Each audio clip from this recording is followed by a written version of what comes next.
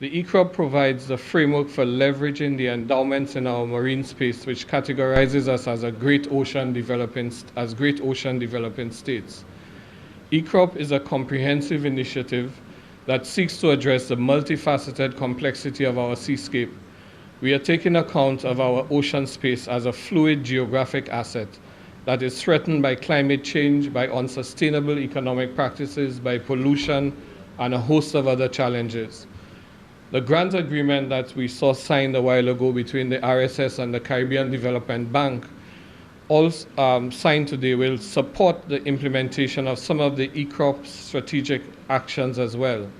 This is a good case illustrative of the exponential mathematics of integration and cooperation. 1 + 1 = 11 in this case. Deliverables under the $6.3 million ECROP project, which is being executed by the Commission, will include an enhanced ECROP by year end that will pull together in complementarity all of the initiatives of partners in relation to ocean security.